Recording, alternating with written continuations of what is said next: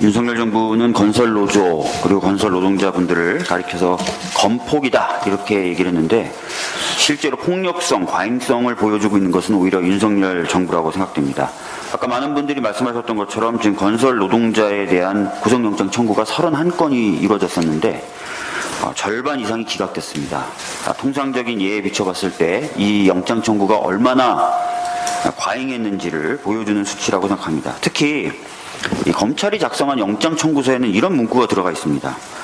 커질 대로 커져버린 민주노총 건설노조 부울경 지부의 위세를 잠재우고 이들을 견제함과 동시에 이게 구속영장 사유가 됩니까?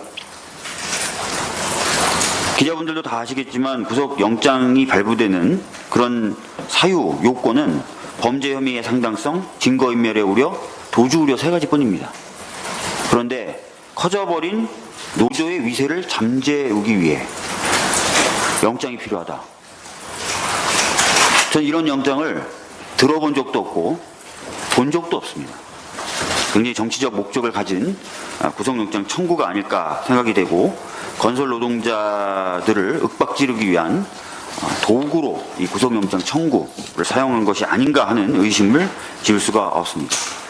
그리고 며칠 전 광양에 있는 포스코 하청노조 농성장에서 경찰이 농성을 강제 해산하면서 노동자분의 머리를 향해서 경찰봉을 휘두르고 가격하는 사건이 발생했습니다.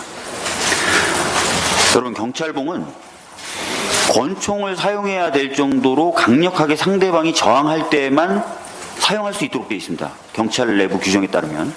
그리고 그런 상황에서 경찰봉을 사용한다 하더라도 머리를 가격하는 것은 안 되도록 되어 있습니다. 우리가 국가로 하여금 물리력을 행사할 수 있게 허용해주는 이유는 국가가 그 물리력을 철저히 규정대로 행사할 것이다 라는 신뢰가 있기 때문입니다.